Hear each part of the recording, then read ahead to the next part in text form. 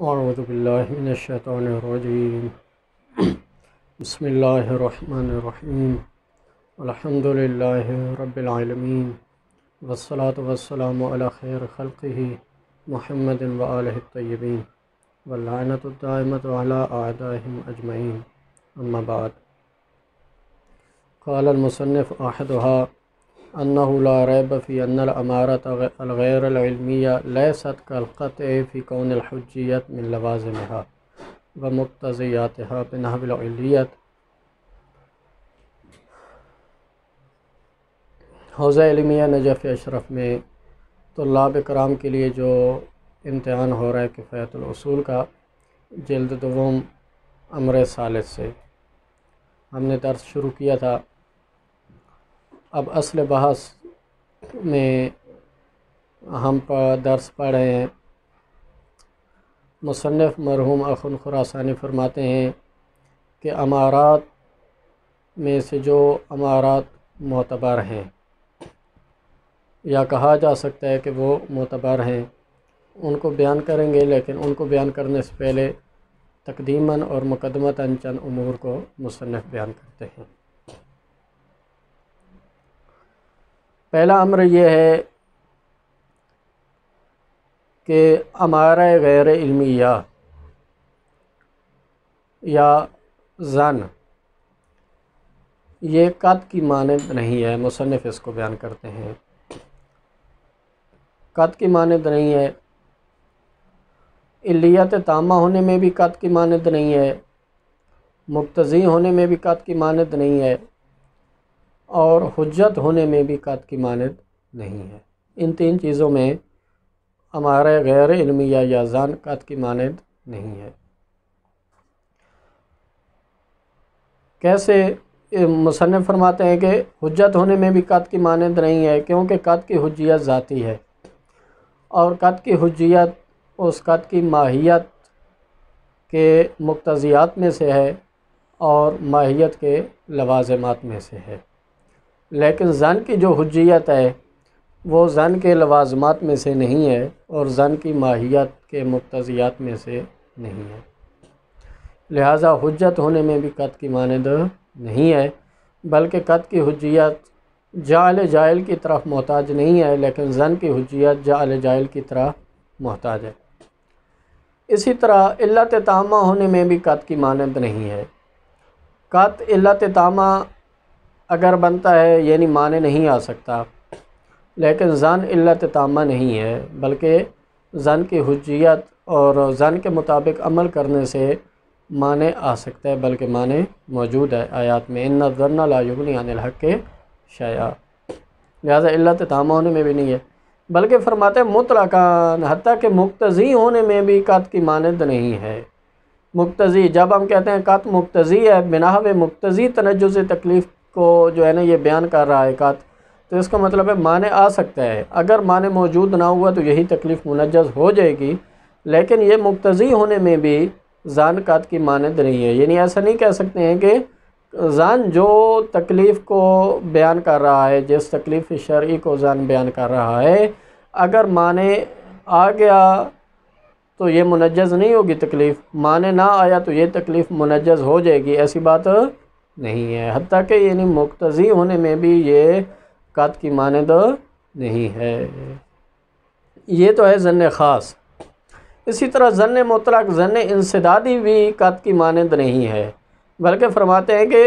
ظن انسدادی اور ظن مطلق وہ محتاج ہے ایسے حالات کی طرف، ایسے مقدمات کی طرف محتاج ہے کہ اگر وہ مقدمات موجود ہوں، اگر وہ حالات طاری ہوں تو تب وہ ظن مطلق حجت ہوتا ہے۔ مثلا باب علم انصد ہو اور اس کے علاوہ باقی مقدمات بھی موجود ہوں تو تب ظن مطلق حجت ہوتا ہے، تب ظن انسدادی حجت ہوتا ہے۔ لہذا ظن مطلق اور ظن انسدادی بھی قط کی مانند نہیں ہے، جبکہ قط اپنے حجت ہونے میں کوئی ایسے عروض حالات کی طرف محتاج نہیں ہے اور ایسے مقدمات کی طرف محتاج نہیں ہے کہ اگر وہ مقدمات تام ہوں تو مثلا تب قط حجت ہوگا، ایسی بات نہیں ہے۔ یہ تمام بات تھی ثبوت تکلیف کے حوالے سے، یعنی ثبوت تکلیف کے حوالے سے ظن قط کی مانند نہیں ہے۔ قط سے تکلیف ثابت ہو جاتی ہے، چاہے علت تامہ کے طور پہ تکلیف ثابت ہو، چاہے بطور اقتضاء تکلیف ثابت ہو، لیکن زن سے تکلیف ثابت نہیں ہوتی ہے۔ اسی طرح مصنف فرماتے ہیں سکوت تکلیف کے حوالے سے بھی زن جو ہے وہ قط کی مانند نہیں ہے۔ مثلا نہیں کہہ سکتے ہیں کہ بالفرض تکلیف ثابت ہو جائے ثبوت کے مرحلے میں اور ہم اس کے قائل ہو جائیں کہ زن قط کی مانند ہے، تو سکوت تکلیف میں وہ پھر زن قط کی مانند نہیں ہے۔ زن پر عمل کرنے سے تکلیف جو ہے نا وہ ساکت نہیں ہوگی اور فارغ و ذمہ نہیں ہوگا انسان۔ لہذا فراغ علم بالفراغ کے لیے زن پر عمل کرنا کافی نہیں ہے۔ کیوں؟ اس کی وجہ یہ ہے کہ قط میں خلاف کا احتمال نہیں ہوتا، لیکن زن میں خلاف کا احتمال پایا جاتا ہے۔ یعنی جب زن حاصل ہوگا تو خلاف کا احتمال، یعنی زن جس تکلیف کو بیان کرے گا، مثلا زن نے بتایا کہ نماز جمعہ واجب ہے، تو یہاں پر خلاف کا احتمال ہے، ہو سکتے یہی وجوب نماز جمعہ حکم واقعی نہ ہو، حکم واقعی کوئی اور ہو۔ لہذا جب خلاف کا احتمال پایا جاتا ہے تو یہاں پر بقاء غرض شارع کا احتمال آ گیا، یعنی یہ احتمال آ گیا کہ شارع کی غرض نماز جمعہ کی ادائیگی کے بعد بھی شارع کی غرض ہو سکتا ہے باقی ہو، اور اس بقاء غرض شارع کی وجہ سے ہو سکتا ہے تکلیف مکلف کی طرف عقاب متوجہ ہو جائے۔ تو اس وجہ سے جب یہ بقاء غرض شارع کا احتمال آ گیا اور عقاب کا مکلف کی طرف متوجہ ہونے کا احتمال آ گیا تو تکلیف ساکت نہیں ہوگی زن پر عمل کرنے سے۔ یہاں پر اس عبارت کے ذیل میں مصنف بعض محققین کی طرف نسبت دیتے ہیں، کہ زن بالفراغ کافی ہے سکوت تکلیف کے مرحلے میں۔ یعنی وہ گویا کہ بعض محققین یہ کہتے ہیں کہ زن قط کی مانند ہے سکوت تکلیف کے مقام پہ، اور زن بالفراغ کافی ہے۔ یعنی آپ اس زن پر اگر انسان عمل کرے اور اس کے مطابق عمل کو انجام دے دے تو فراغ کا یہی زن کافی ہے۔ مصنف ان کی طرف سے، بعض محققین کی طرف سے یہ توجیہ بیان کرتے ہیں کہ شاید انہوں نے اس نظریے کو اختیار کیا ہے کہ سکوت تکلیف کے مقام میں زن بھی کافی ہے، تو اس کی وجہ یہ ہو کہ چونکہ زن میں تو خلاف کا احتمال پایا جاتا ہے، لیکن اس کی وجہ شاید یہ ہو کہ ضرر محتمل کا دفع کرنا لازم نہیں ہے ان کے نزدیک، کہ ضرر محتمل، دفع ضرر محتمل لازم نہیں ہے۔ اور یہاں پر بھی ضرر محتمل ہے، یعنی زن نے بتایا کہ نماز جمعہ واجب ہے تو ضرر محتمل موجود ہے، یعنی ہو سکتا ہے نماز جمعہ واجب نہ ہو، خلاف کا احتمال پایا جاتا ہے، تو یہ ضرر محتمل ان کے نزدیک لازم نہیں ہے۔ اور یہاں پر ضرر سے مراد ضرر اخروی ہے، نہ کہ ضرر دنیاوی۔ تو اسی وجہ سے مصنف فتح عمل میں آخر میں یہ فرماتے ہیں کہ اگر ہم اس دلیل کے تحت کہ دفع ضرر محتمل لازم نہیں ہے، اس کے تحت ہم سکوت تکلیف کے مقام میں زن کو کافی قرار دیں، تو مصنف فرماتے ہیں کہ پھر یہ مفسدہ لازم آئے گا کہ ان العلت یعمم و یخصص، کہ علت وہ جہاں جہاں پر موضوع ہو عام ہو جائے تو حکم کو تعمیم دیتی ہے اور حکم کو تخصیص بھی دیتی ہے علت۔ اگر یہ علت اور اس کے ہم قائل ہو جائیں کہ ضرر محتمل کا دفع کرنا لازم نہیں ہے، تو پھر چاہے علم اجمالی اطراف معصورہ کا مورد ہو، چاہے علم اجمالی غیر اطراف معصورہ کا مورد ہو، چاہے شبہ بدویہ کا مورد ہو، کہ ان تینوں مقامات میں بھی خلاف کا احتمال موجود ہے، تو وہاں پر بھی بے شک جو ہے نا وہاں پر بھی پھر یہ بحث نہیں ہونی چاہیے کہ آیا سکوت تکلیف کے حوالے سے علم اجمالی یعنی کہ آیا وہ پھر بھی تکلیف کو منجز کرتا ہے یا احتیاط پر عمل کرنا جائز ہے، یہ جائز نہیں ہے، بلکہ وہاں پر بھی پھر یہ دفع ضرر محتمل جب لازم نہیں ہے تو لہذا وہاں پر بھی پھر سکوت تکلیف کے مقام میں یہ علم بالفراغ کافی ہے، اور خلاف کا جو احتمال موجود ہے تو وہ ضرر محتمل ہو گیا، جب دفع ضرر محتمل لازم نہیں ہے تو لہذا وہاں پر بھی علم بالفراغ کے لیے وہی علم اجمالی کا ہونا کافی ہے، اور شبہ بدویہ میں بھی وہی ظن کافی ہے۔ تو مصنف یہ بیان کرتے ہیں، تو فرماتے ہیں کہ شاید اس پر جو ہے نا وہ یہ اشکال وارد ہوگا۔ یہ تھا پہلا امر کہ ظن قط کی مانند نہیں ہے، نہ علت تامہ ہونے میں، نہ مقتضی ہونے میں، نہ حجیت کے جو ہے نا مقتضیات ماہیت میں سے ہونے میں۔ ثانیہ، دوسرے امر میں مصنف فرماتے ہیں کہ آیا تعبد بالظن کافی ممکن ہے کہ نہیں ہے؟ تعبد بالظن، تعبد بالعمارہ غیر علمیہ، تعبد بالظن آیا ممکن ہے کہ نہیں ہے شرعاً؟ شرعاً یعنی آیا شارع حکم دے سکتا ہے ظن پر عمل کرنے کا یا شارع حکم نہیں دے سکتا؟ تو یہ بحث ہے، اور امکان کی جب بحث ہے تو یہاں پر مصنف فرماتے ہیں کہ امکان کے اس جو ہے نا بحث میں امکان کے 3 معنی بیان کیے جاتے ہیں۔ امکان کا ایک معنی یہاں پر جو ایک معنی ہے امکان کا وہ احتمال کا ہے، احتمال، مطلق احتمال جو یقین کے مقابل میں ہوتا ہے۔ مثلا ایک شخص کو یقین حاصل ہے، دوسرے شخص کو احتمال ہے، تو یہ احتمال یقین کے مقابل میں ہے۔ تو یہ معنی بھی یہاں پر مصنف فرماتے ہیں کہ مراد نہیں ہے مورد بحث میں، کہ جس کے بارے میں شیخ طوسی غالباً وہ فرماتے ہیں، شیخ رئیس شیخ طوسی، کہ ایک بعض اوقات امکان احتمال کے مقابل میں ہوتا ہے۔ کل ما کارا السمع من الغرائب فذرہ فی بقعۃ الامکان، کہ جو بات بھی تمہارے کانوں سے ٹکرائے، جو بات بھی تم سنو تو اس کو بقع امکان میں رکھ دو، یعنی کہہ دو کہ ہاں یہ ممکن ہے۔ ما لم یزر کا عنہ واضح البرہان، جب تک کوئی واضح برہان اس کو جو ہے نا وہ دور نہ کر دے تو اس وقت اس کو بقع امکان میں رکھو۔ تو یہ امکان احتمال کے مقابلے میں، یعنی احتمال دے دو، یقین نہ کرو،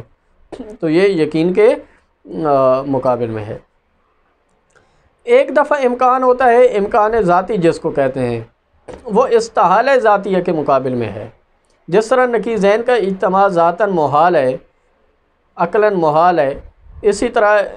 زید ممکن مثلا ہم کہیں یا ممکن الوجود ہم کہیں تو یہاں پر گوئے کہ عقلاً زید کا وجود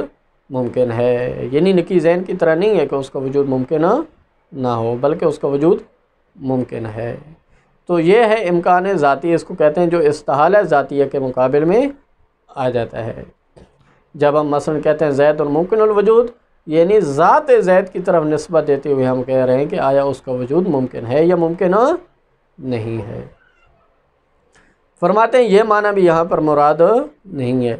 تیسرا معنی امکان کا ہے، یعنی امکان ذاتی سے فارغ ہونے کے بعد ہم کہیں کہ مثلا زید ممکن الوجود، یعنی ذاتاً ممکن ہے، استحالہ ذاتیہ نہیں ہے، ذات زید کی طرف نسبت دیتے ہوئے امکان موجود ہے، لیکن آیا خارج میں اس کے وجود سے کوئی محال لازم آتا ہے یا محال لازم نہیں آتا؟ تو ہم کہیں گے کہ محال لازم نہیں آتا۔ اس کو کہتے ہیں یہ امکان اس معنی میں ہے، جو استحالہ اس قسم کے استحالہ کے مقابل میں ہے کہ جس کے وجود سے محال لازم آتا ہو اس کو کہیں گے استحالہ، اور امتناع کہیں گے، اور یہاں پر کہیں گے اس کے مقابل میں امکان۔ تو یہ جو تیسرا معنی ہے یہی مورد بحث ہے۔ مصنف فرماتے ہیں کہ یہاں پر جو ہم بحث کریں گے، آیا تعبد بالعمارہ غیر علمیہ، تعبد بالظن ممکن ہے کہ ممکن نہیں ہے، اس سے مراد یہ ہے کہ اگر شارع ظن پر عمل کرنے کا حکم کہے تو اس سے کوئی محال لازم آتا ہے یا محال لازم نہیں آتا۔ اگر محال لازم آتا ہے تو پھر اس کا مطلب یہ ہے کہ ظن پر عمل کرنا ممکن نہیں ہے، اور شارع ظن پر عمل کرنے کا حکم نہیں دے سکتا، اور اگر محال لازم نہیں آتا تو اس کا مطلب ہے ظن پر عمل کرنا ممکن ہے اور شارع ظن پر عمل کرنے کا حکم دے سکتا ہے۔ اب مصنف یہ فرماتے ہیں کہ علامہ شیخ انصاری، شیخ اعظم شیخ انصاری کا نظریہ یہ ہے اس مورد بحث میں کہ ظن پر عمل کرنا ممکن ہے۔ شیخ انصاری فرماتے ہیں کہ ظن پر عمل کرنا ممکن ہے، اور اس پر دلیل اصل عقلائی ہے، اصل متبع عند العقلاء، اصل عقلائی اس پر دلیل ہے کہ تمام عقلاء جب ان کو شک ہو کہ آیا ظن پر عمل کرنا ممکن ہے یا ممکن نہیں ہے تو وہ ظن پر امکان کے آثار مترتب کرتے ہیں، یعنی ظن کو ممکن سمجھتے ہیں، ظن پر عمل کرنے کو ممکن سمجھتے ہیں، تو لہٰذا یہ اصل عقلائی موجود ہے تو ظن پر عمل کرنا ممکن ہوا۔ مصنف فرماتے ہیں کہ یہ نظریہ قابل قبول نہیں ہے۔ علامہ شیخ انصاری نے جو کہا ہے اس کی وجہ یہ ہے کہ پہلی بات تو یہ ہے کہ کوئی اصل ایسی موجود نہیں ہے، کوئی ایسی سیرت عقلائیہ ہمارے پاس موجود نہیں ہے۔ دوسری دلیل یہ ہے کہ فقط اگر سیرت ہم تسلیم کر بھی لیں کہ سیرت موجود ہے اور اصل عقلائی ایسی موجود ہے تو اصل عقلائی اور سیرت عقلائیہ کے اعتبار پر جب شارع کی طرف سے کوئی دلیل موجود نہ ہو تو وہ حجیت قابل قبول نہیں ہوا کرتی، لہٰذا اس کی حجیت کو پھر ہم تسلیم نہیں کریں گے کیونکہ شارع کی طرف سے کوئی دلیل موجود نہیں ہے، اس کے جو ہے نا وہ اس پر کوئی دلیل موجود نہیں ہے، اس ظن پر عمل کرنے کے امکان پر کوئی دلیل موجود شارع کی طرف سے نہیں ہے۔ اس کے بعد یہ فرماتے ہیں کہ اگر آپ کہتے ہیں کہ جو دلیل موجود ہے شارع کی طرف سے دلیل ظنی تو موجود ہے، تو مصنف فرماتے ہیں ظن کو ظن کے ذریعے ثابت نہیں کیا جا سکتا۔ ابھی ہماری بحث بھی اس میں ہو رہی ہے کہ آیا ظن پر عمل کرنا ممکن ہے کہ نہیں ہے شارع کی طرف سے، یعنی شارع ظن پر عمل کرنے کا حکم دے سکتا ہے یا نہیں دے سکتا، تو شارع کی طرف سے کوئی وارد شدہ کسی روایت کو یا جو مفید ظن ہو اس کے ذریعے آپ اس تعبد بالظن کے امکان کو ثابت نہیں کر سکتے۔ کیوں؟ اس لیے کہ ظن کو ظن کے ذریعے ثابت نہیں کیا جا سکتا، بلکہ اس کے اوپر ایک دلیل قطعی چاہیے اور دلیل قطعی ہمارے پاس موجود نہیں ہے۔ اس کے بعد مصنف فرماتے ہیں تیسری دلیل جو دیتے ہیں اس کے رد کے اوپر کہ بعض اوقات وقوع کو امکان کی دلیل قرار دیا جاتا ہے کہ ایک چیز کا واقع ہونا وہ اس کے امکان پر دلیل ہے، اگر دلیل نہ ہو تو اس سے تالیہ باطل لازم آئے گا کہ اگر یہ امکان کی دلیل نہیں ہے تو پھر وہ چیز واقع کیسے ہے، کیونکہ ایک چیز ممکن نہ ہو تو وہ چیز کیسے واقع ہو سکتی ہے، جس طرح شریک باری تعالیٰ ممکن نہیں ہے تو وہ واقع بھی نہیں ہے، تو ایسا کیسے ہو سکتا ہے کہ ایک چیز ممکن نہ ہو اور پھر وہ واقع ہو، تو وقوع اس چیز کے امکان پر دلیل ہوا کرتا ہے۔ لیکن اس مورد میں مصنف فرماتے ہیں کہ پہلی بات تو یہ ہے کہ اگر وقوع کے اوپر دلیل موجود ہے شارع کی طرف سے، تعبد بالظن کے امکان پر تعبد بالظن کے وقوع پر اگر کوئی دلیل موجود ہے، یعنی شارع کی طرف سے کوئی ظن واقع ہوا ہے اور شارع نے حکم دیا ہے کسی ظن پر عمل کرنے کو، تو اگر کوئی وقوع پر دلیل موجود ہے تو پھر امکان کے بارے میں بحث کرنے کی طرف حاجت بھی نہیں ہے،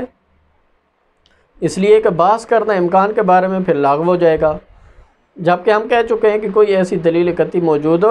نہیں ہے۔ جب دلیل قطعی موجود نہیں ہے تو لہٰذا کوئی بھی اس سیرت کے وقوع پر یا تعبد بالظن کے وقوع پر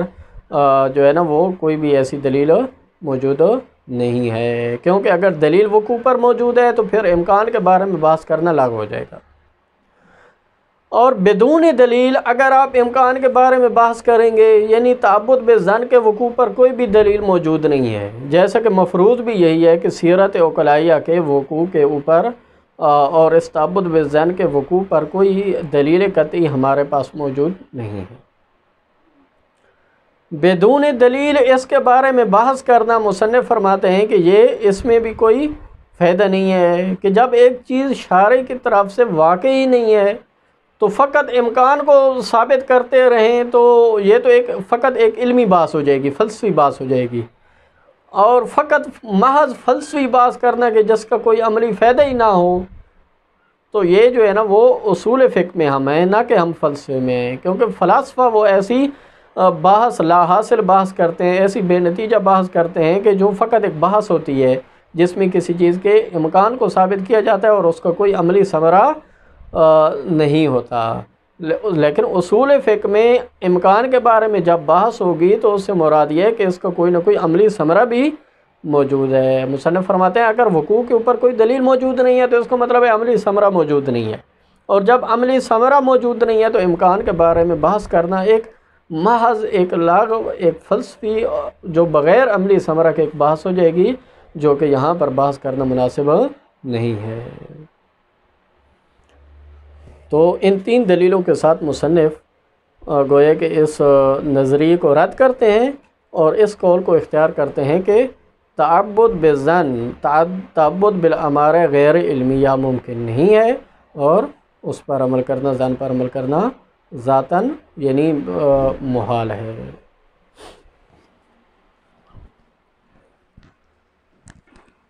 احدھا، پہلا امر فرماتے ہیں کہ انہ لا ریب فی ان الامارہ الغیر العلمیہ، امارہ غیر علمیہ، یا ہم اس کی جگہ پہ امارہ غیر علمیہ کی جگہ پہ آپ ظن کا لفظ رکھ دیں۔ فرماتے ہیں کہ جو ظن ہوتا ہے لیست کالقط، وہ قط کی مانند نہیں ہے، فی کون الحجیت من لوازمہا، کہ قط میں حجیت جو ہے وہ اس کے لوازم میں سے ہوتی ہے، ماہیت کے لوازم میں سے ہوتی ہے، ومقتضیاتہا، اور ماہیت کے مقتضیات میں سے ہوتی ہے۔ بنحو العلیت بھی قط کی مانند نہیں ہے کہ قط علت تامہ ہے، یعنی معنی نہیں آ سکتا، جبکہ ظن علت تامہ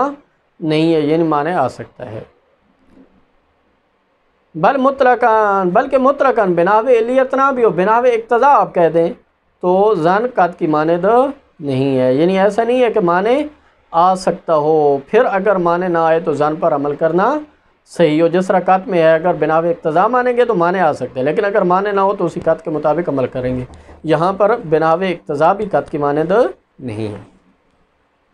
وَإِنَّ ثُبُوتَهَا لَهَا مُحْتَاجٌ إِلَى جَعْلٍ، بلکہ یہ فرماتے ہیں کہ اگر وہ ظن خاص ہے تو اس کی حجیت کا ثبوت محتاج الی جعل جائل ہے، لہذا شارع کی طرف حجیت کا اثبات مطلوب ہے۔ او ثبوت مقدمات وطرو حالات موجبت لاقتضاء الحجیت عقلاً، یا فرماتے ہیں کہ اگر وہ ظن مطلق ہو اور ظن مطلق کو ہم بنا پر حکومت حجت قرار دیں، نہ کہ بنا پر کشف شرعی، بنا پر کشف شرعی تو پھر وہ وہی ظن خاص کی طرح ہو جائے گا، اور امارات خاصہ کے جس کے اوپر خاص دلیل ہوتی ہے گوئے کہ وہ اس کی مانند ہو جائے گا۔ لیکن اگر بنا پر حکومت عقلی ظن مطلق کو حجت قرار دیں تو وہاں پر ظن مطلق کچھ مقدمات انسداد کو ثبوت کرنے کی طرف محتاج ہے، اور ایسے حالات کے عارض ہونے کی طرف محتاج ہے کہ جو موجب بنے کہ اس کی حجیت کو جو ہے نا وہ اس کا اقتضاء کریں اور تقاضا کریں تاکہ اس کی حجیت کو جعل کیا جائے، عقلاً یہ جعل عقلی ہو جائے گا، بناء علی تقدیر مقدمات الانسداد بنحو الحکومت۔ اسی وجہ سے کہتے ہیں کہ یہ اس صورت میں ہے کہ اگر مقدمات انسداد کو آپ حکومت عقلی کا نتیجہ قرار دیں۔ ذالکہ کا اشارہ مطلقاً، یعنی چاہے ظن خاص ہو چاہے ظن مطلق ہو، یہ قط کی مانند نہیں ہے۔ اس کی وجہ یہ ہے کہ لوضوح عدم اقتضاء غیر القط للحجیات، کیوں؟ اس لیے کہ قط کے علاوہ جو ظن ہے وہ اس میں حجیت کا اقتضاء موجود نہیں ہے، بدون ذالک، بدون جعل جائل، کوئی اقتضاء موجود نہیں ہے، ثبوتاً بھی موجود نہیں ہے، بلا خلاف اس میں کوئی اختلاف نہیں ہے۔ کیوں اقتضاء موجود نہیں ہے؟ چونکہ ظن میں خلاف کا احتمال پایا جاتا ہے، جب خلاف کا احتمال پایا جاتا ہے تو اس میں اقتضاء موجود نہیں ہے۔ ولا سکوتاً، اور سکوتاً بھی کہ ثبوتاً اگر ہو بھی جائے تو سکوتاً یہ قط کی مانند نہیں ہے، یعنی اس پر عمل کرنے سے تکلیف ساقط نہیں ہوگی۔ اس کی وجہ بھی یہی ہے چونکہ خلاف کا احتمال پایا جاتا ہے۔ وَإِنْ كَانَ رُبَّمَا يَظْهَرُ فِيهِ مِنْ بَعْضِ الْمُحَقِّقِينَ، کہتے ہیں اگرچہ بعض محققین کی طرف سے یہ بات ظاہر ہوتی ہے، الخلافہ، خلاف ظاہر ہوتا ہے، یعنی وہ فرماتے ہیں کہ مقام سکوت میں ظن پر عمل کیا جا سکتا ہے اور اس سے تکلیف شرعی ساقط ہو جائے گی۔ وَالْاِكْتِفَاءُ بِالظَّنِّ بِالْفِرَاغِ، اور یہی ظن بالفراغ تکلیف شرعی کے بارے میں کافی ہے۔ لیکن فرماتے ہیں وَلَعَلَّهُ لِأَجْلِ عَدَمِ لُزُومِ دَفْعِ الضَّرَرِ الْمُحْتَمَلِ، چونکہ زن میں خلاف کا احتمال پایا جاتا ہے تو ضرر محتمل ہو گیا۔ تو ہم جو زن کی حجیت کو منع کر رہے تھے تو اس قاعدے کے تحت منع کر رہے تھے کہ دفع ضرر محتمل لازم ہے، لیکن یہ بعض محققین جو کہتے ہیں کہ مقام سکوت میں زن پر عمل کیا جا سکتا ہے، تو شاید ان کے نزدیک دفع ضرر محتمل واجب اور لازم نہیں ہے۔ فتح عمل تعمل میں یہی کہتے ہیں مصنف کہ اگر ہم ان کی اس دلیل کو مان لیں تو پھر معاملہ آگے سرایت کر جائے گا، اور جہاں جہاں پر بھی خلاف کا احتمال ہوگا پھر مطلق احتمال خلاف وہ کافی ہو جائے گا۔ پھر ہر جگہ پہ ہم جو ہے نا وہ خلاف کا احتمال بھی موجود ہو تو چاہے علم ہو چاہے ظن ہو وہاں پر کافی ہو جائے گا اور تکلیف ساکت ہو جائے گی، جبکہ اس کا کوئی قائل نہیں ہے۔ ثانیہ دوسرا امر، مصنف فرماتے ہیں فی بیان امکان التعبد بالامارہ الغیر العلمیہ، امارہ غیر علمیہ یا ظن، فرماتے ہیں آیا اس کے ذریعے تعبد کرنا اور اس پر عمل کرنا ممکن ہے یا ممکن نہیں ہے؟ شرعاً آیا شارع کی طرف سے ظن پر عمل کرنے کا حکم ہو سکتا ہے یا نہیں ہو سکتا؟ آیا شارع ظن پر عمل کرنے کا حکم دے سکتا ہے یا نہیں دے سکتا؟ وعدم لزوم محال منہ عقلاً، اور اس سے اگر شارع یعنی ظن پر عمل کرنے کا حکم دے تو اس سے کوئی محال عقلی تو لازم نہیں آتا۔ یہ ہے امکان کا معنی۔ فی قبال دعویٰ استحالت ہی، یہ امکان کا دعویٰ اس دعوے کے مقابل میں ہے کہ جو کہتے ہیں کہ ظن پر عمل کرنا محال ہے، للزوم ہی، کیونکہ ظن پر عمل کرنے کا اگر شارع حکم دے تو اس سے محال لازم آتا ہے۔ فرماتے ہیں لیس الامکان بہذا المعنی بل مطلقاً اصل متبع عند العقلاء، یہ یہاں پر مصنف علامہ شیخ انصاری کے نظریے کو رد کر رہے ہیں کہ علامہ شیخ انصاری فرماتے ہیں کہ اس معنی میں جو امکان ہے وہ ایک اصل عقلائی ہے۔ مصنف فرماتے ہیں کہ اس معنی میں امکان آپ کہیں یعنی اس سے لزوم، اس سے محال لازم نہیں آتا، بل مطلقاً، بلکہ مطلقاً، چاہے وہ اس کے علاوہ جو امکان ذاتی ہے وہ آپ مراد لے لیں یا امکان بمعنی احتمال کے مراد لے لیں، کوئی بھی امکان جس معنی میں بھی آپ کہیں کوئی اصل عقلائی نہیں ہے، اصل متبع عند العقلاء نہیں ہے۔ فی مقام احتمال ما یقابلہ من الامتناع، ہر اس مقام میں کہ جو جب فی مقام احتمال ما یقابلہ من یعنی جہاں پر بھی آپ کو شک ہو یا احتمال ہو کہ آیا ایسا ممکن ہے یا ممکن نہیں ہے جو امتناع کے مقابل میں ہوتا ہے، تو وہاں پر امکان کے اوپر کوئی اصل عقلائی موجود نہیں ہے۔ لمعنی کون سیرت علی ترتیب آثار الامکان عند الشک، کیوں؟ اس لیے کہتے ہیں کہ کوئی عقلاء کی سیرت موجود نہیں ہے، ہم عقلاء کی سیرت کو تسلیم نہیں کرتے کہ وہ موجود ہے علی ترتیب آثار الامکان، امکان کے آثار کو مترتب کرنے پر سیرت موجود ہے، عند شک، شک کے وقت کوئی ایسی سیرت موجود نہیں ہے۔ ومنع حجیت لو سلم ثبوتها، اور اگر ہم اس سیرت کے ثبوت کو تسلیم کر بھی لیں تو شارع کی طرف سے اس کی حجیت کو ہم تسلیم نہیں کرتے، اور سیرت اور عرف کے مسئلے میں جب تک شارع کی طرف سے دلیل قطعی موجود نہ ہو تو وہ عرف اور وہ سیرت قابل قبول نہیں ہوتی اور وہ حجت نہیں ہوتی۔ لہذا میں قیام دلیل قطعی علی اعتبارہا، اس لیے کہ کوئی دلیل قطعی ہمارے پاس شارع کی طرف سے موجود نہیں ہے علی اعتبارہا، اس سیرت کے معتبر ہونے پر۔ وَالظَّنُّ بِهِ لَوْ كَانَ، اور یہ مصنف فرماتے ہیں کہ اگر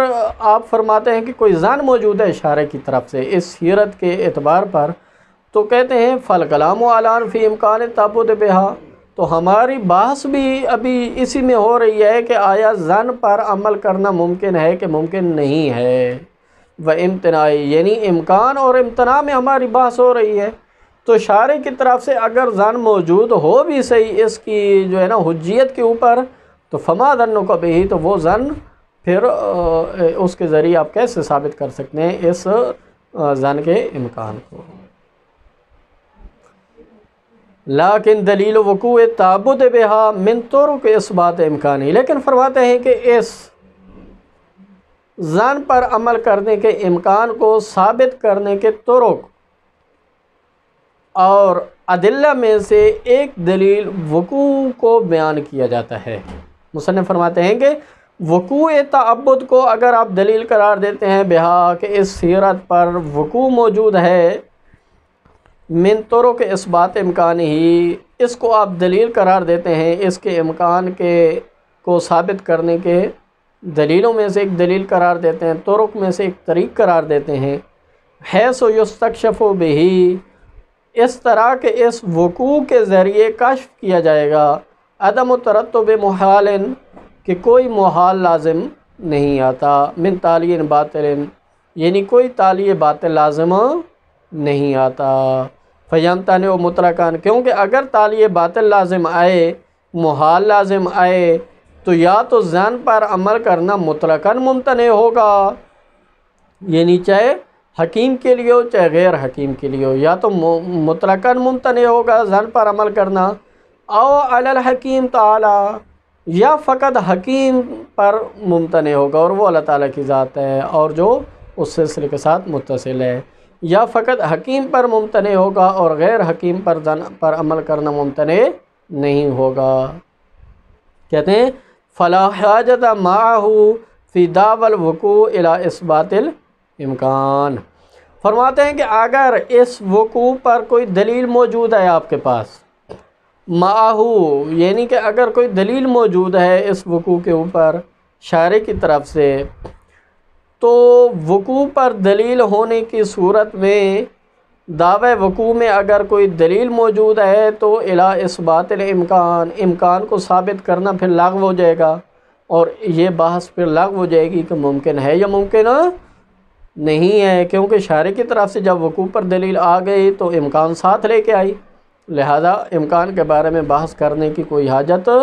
نہیں ہے اور لغو ہو جائے گا۔ وَبِدُونِهِ لا فائدۃ فی اثباتہ، اور اگر بدون دلیل بر وقوع تعبد، اگر وقوع تعبد پر کوئی دلیل موجود نہیں ہے شارع کی طرف سے، اور ایسی صورت میں آپ بحث کرنا چاہتے ہیں کہ تعبد بظن ممکن ہے یا ممکن نہیں ہے، اس کو آپ ثابت کرنا چاہتے ہیں، تو پھر فرماتے ہیں امکان کو ثابت کر بھی دیں تو اس میں کوئی فائدہ نہیں ہے، کیونکہ جب وقوع پر دلیل بھی موجود نہیں ہے تو امکان کو ثابت کر بھی دیں تو ظن واقع نہیں ہے، لہذا پھر امکان کو ثابت کرنے کا کوئی فائدہ نہیں ہے تاکہ اس کے بارے میں بحث کی جائے، کیونکہ یہ پھر ایک محض علمی بحث ہو جائے گی، یا فقط علمی فائدے کے لیے بحث ہو جائے گی اور ایک فلسفی بحث ہو جائے گی۔ کما ہوا واضح، جیسے کہ یہ بات واضح ہے کہ فقط امکان کے بارے میں بحث کرنا کہ جس کے بعد وقوع نہ ہو تو کوئی بھی اس میں فائدہ نہیں ہے۔ وقد انقدح بذلک ما فی دعوی شیخنا العلامہ علی اللہ مقامہ من کون الامکان عند العقلاء اصلا، یہی فرماتے ہیں کہ یہاں سے یہ بات ان تین دلیلوں سے جو ہم نے دی ہیں، اس سے واضح اور روشن ہو گیا کہ جو علامہ شیخ انصاری نے دعویٰ کیا ہے کہ من کون الامکان عند العقلاء ما احتمال الامتناع، جب عقلاء کسی چیز کے امکان اور امتناع میں شک کر رہے ہوں اور امتناع کا احتمال موجود ہو، تو اس وقت امکان کے اوپر جو ہے عقلاء کے نزدیک وہ اصل موجود ہے، اس وقت امکان اصل بنتا ہے، یعنی گویا کہ اصالت امکان کو حاصل ہوتی ہے۔ والامکان فی کلام شیخ الرئیس، اسی طرح یہ بات بھی واضح ہو گئی، اس کے ذریعے روشن ہو گیا کہ امکان یہاں پر اس معنی میں بھی نہیں ہے کہ جو کلام شیخ رئیس میں ہے، انہوں نے فرمایا کہ کلا ما کرا سمعک، جو چیز بھی آپ کی گوش کے ساتھ ٹکرائے، من الغرائب، اور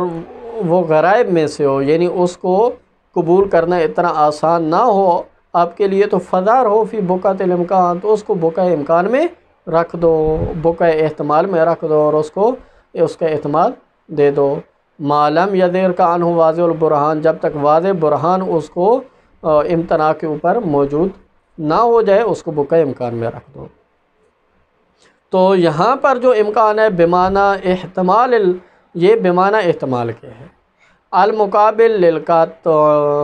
جو مقابل ہے قط اور احکان کے، یعنی یقین کے مقابل میں ہے احتمال۔ ومن الواضح، اور یہ بات واضح ہے کہ ان لا موطن لہ الا الوجدان، کہ یہ امکان بھی یہاں پر مورد بحث نہیں ہو سکتا، چونکہ یہ جو امکان ہے یعنی بطور احتمال، تو اس کا مقام نہیں ہے مگر وجدان ہے، یعنی یہ ایک تکوینی چیز ہے، یہ ایک وجدانی چیز ہے کہ قطعاً کوئی بھی بات انسان سنتا ہے تو اس کا احتمال دے دیتا ہے کہ ممکن ہے ایسا ہوا ہو، تو یہ بات ایک تکوینی بات ہے۔ جو بات تکوینی ہو وہ خود بخود آ رہی ہو تو اس کے بارے میں بحث کرنے کی ضرورت نہیں ہوتی۔ فاول مرجع فی بلا بینہ و برہان، لہذا یہاں پر خود وجدان مرجع ہے، جب وجدان مرجع ہے تو اس کے بارے میں بحث کرنا ادلہ کی روح سے یہ لاگو ہو جائے گا۔ وکیف کان فما قیل او یمکن ان یقال فی بیان ما یلزم التعبد بغیر العلم من المحال والباطل۔ اب یہاں پر مصنف اس بحث کو شروع کر رہے ہیں کہ پہلے علامہ شیخ انصاری جو امکان کے قائل ہیں ان کے قول کو رد کیا۔ اب مصنف فرماتے ہیں کہ وہ حضرات کے جو کہتے ہیں کہ تعبد بظن پر عمل کرنا یہ محال ہے، ان کی ادلہ کو ذکر کریں گے اور اس میں بحث کریں گے کہ وہ ادلہ صحیح ہیں یا صحیح نہیں ہیں۔ یہ انشاءاللہ ہم کل پڑھیں گے۔ وصلی اللہ علی محمد وآلہ محمد۔